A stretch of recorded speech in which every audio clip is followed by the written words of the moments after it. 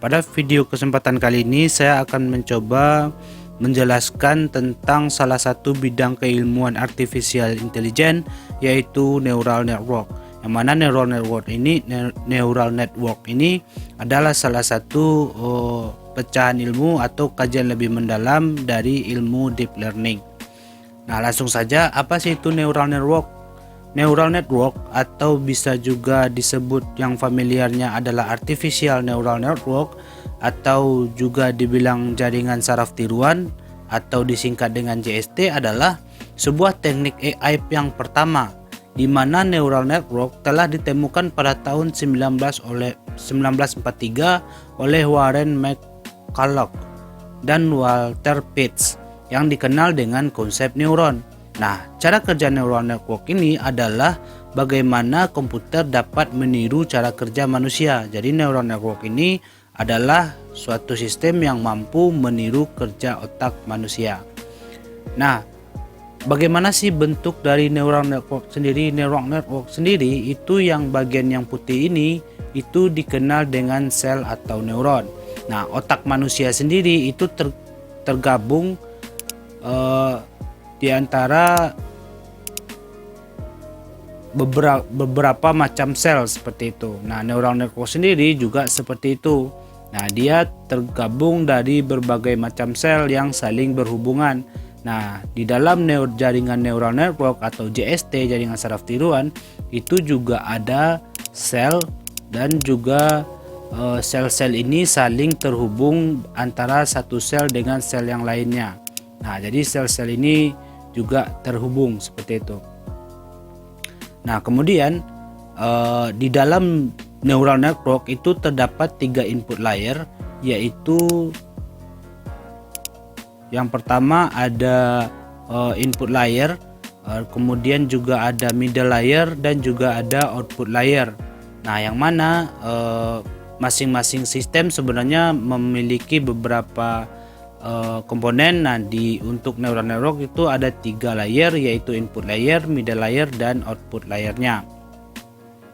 Kemudian apa sih hubungan antara neuron, perceptron, dan backpropagation? Neural network awalnya disebut dengan neuron tahun 1943 seperti yang kita jelaskan tadi, yang ditemukan oleh Warren McCulloch dan Walter Pitts. Nah, itu konsep pertamanya adalah neuron. Kemudian penelitian dilanjutkan oleh peneliti neuron ini, kemudian dikembangkan menjadi perceptron. Nah, lalu dikembangkan lagi menjadi bermacam-macam konsep yang lain, salah satunya adalah backpropagation. Nah, bagaimana sih bentuk dari neuron ini? Neuron itu terdiri dari seperti sistem yang lainnya, juga ada inputnya, kemudian juga ada weight-nya, beratnya, kemudian juga ada outputnya. Nah, input yang akan masuk biasanya itu bisa satu atau lebih dari satu, bisa X1, X2 atau XKN gitu. XKN ini maksudnya bisa sampai X10, X200 sesuai dengan kebutuhan kita. Nah, antara satu network dengan neuron itu dihubungkan dan mengandung wake gitu.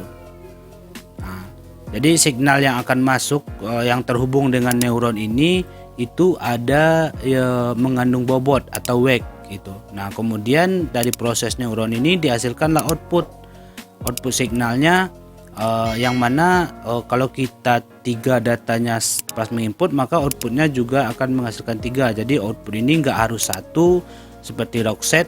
Nah, ini bisa jadi lebih dari satu seperti yang kemarin. Nah, ini bisa jadi Y1, Y2 sampai Y ke N, sama dengan X tadi, inputnya tadi ada X1, X2 sampai X ke N begitu. Nah, kemudian dari rumusnya itu dari neuron adalah X sama dengan sigma XI kali WI. Nah, input yang tadi ini dikalikan dengan weight-nya. Nah, dimana I sama dengan 1 sampai I ke N gitu. Nah, nanti jika outputnya itu besar dari X-nya ini, yang dari sigma XI kali WI ini besar atau sama dengan 0, maka itu dia adalah 1. Nah, kalau dia kecil dari 0, maka dia adalah -1. Nah, ini namanya sign. Nah, adakah yang lain? Ada output neuron yang lain, yaitu Kalau yang di contoh kita tadi ini namanya adalah sin function, yaitu yang ini. Nah, yang sin function itu nilainya antara -1 dengan +1. Nah, juga ada step function yang mana nanti outputnya itu berkisar dari 0 sampai +1. Nah, itu namanya step function. Kemudian juga ada sigmoid function, itu outputnya bernilai antara 0 sampai dengan 1. Nah, ini kalau yang step function tadi itu nilainya kalau nggak 0 ya 1.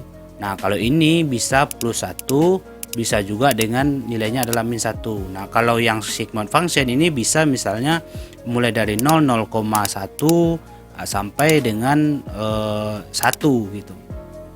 Nah, kemudian linear function ini bisa dari -1 sampai ke +1. Dia lebih ke tengah-tengahnya juga. Nah, itu namanya adalah linear function. Itu terus mana yang akan kita gunakan? Kita gunakan sesuai dengan output yang kita tuju. Kita mau outputnya itu berkisar di antara 0 sampai 1, maka kan kita gunakan step function. Tapi kalau kita mau outputnya itu antara -1 dengan +1, kita gunakan sin function seperti itu. Nah, kemudian setelah neuron tentu dikembangkan lagi menjadi perseptron. Nah, karena ini pengembangan dari neuron, maka perseptron ini cukup mirip dengan neuron. Proses pada perseptron sudah ada algoritmanya. Nah, neuron tadi belum ada algoritmanya, pada perseptron pengembangan kali ini sudah ada algoritmanya.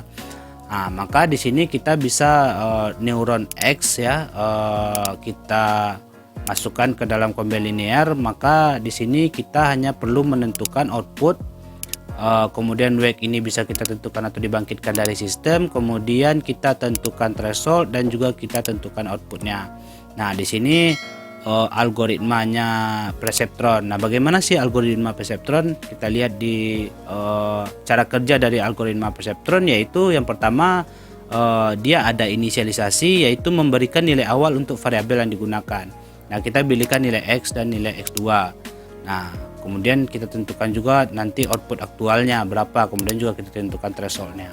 Kemudian aktivasi, yaitu menghitung output secara aktual.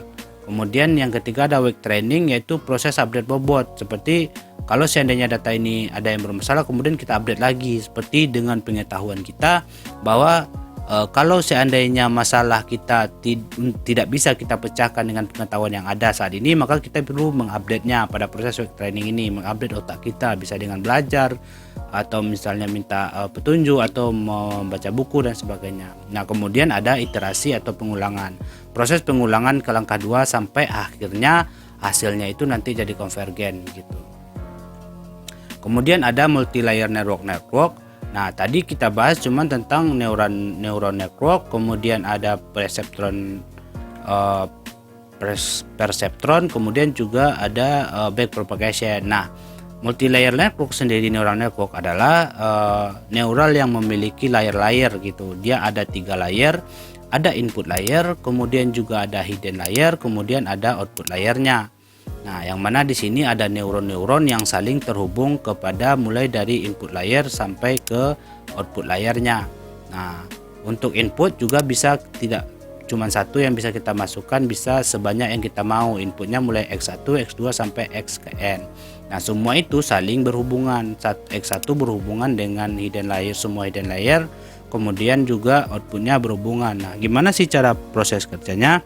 Proses kerjanya adalah input akan dikirimkan dari neuron input akan dikirimkan ke hidden layer, kemudian hidden layer meneruskan lagi ke output. Nah, itu yang diteruskan sebagai input. Nah, ketika nanti hasilnya di sini tidak sesuai dengan hasil yang kita inginkan, maka berarti dia ada error, maka kemudian dikembalikan lagi kepada hidden layer dan kemudian hidden layer mengembalikan lagi kepada input. Berarti ada kesalahan sampai hasilnya outputnya ini nanti kita dapat output aktual yang kita inginkan. Nah, metode dalam multi layer natural network ini yang paling terkenal adalah metode backpropagation. Jadi kalau ada masalah dia kembali lagi seperti itu. Nah, lalu bagaimana sih konsep atau penggunaan backpropagation dalam penelitian para ahli? Dias Desantika dengan kawan-kawannya dalam penelitiannya pada jurnal tahun 2007 halaman 30-37 dengan judul implementasi metode backpropagation dalam karakterisasi objek. Ini dapat backpropagation ini mengenali gambar atau objek dengan akurasi yang sangat tinggi, yaitu di atas 90%. Nah, setelah melalui proses pelatihan. Nah, penelitian ini juga membuktikan bahwa backpropagation memiliki kecepatan yang sama dengan manusia dalam mengenali objek. Maka di sini sudah didapatkan sebuah hasil bahwa memang mungkin jaringan neural network ini juga mampu menyaingi atau sama dengan kecepatan berpikir logika manusia. Nah, di mana di sini dalam penelitian ini disebutkan bahwa robot ini dapat mengenali buah-buahan sama atau kecepatan mengenalinya sama dengan otak manusia. Nah, mungkin itu saja yang dapat saya sampaikan dalam artificial intelligence, khususnya neural network ini atau jaringan saraf tiduran ini. Apabila salah saya mohon maaf.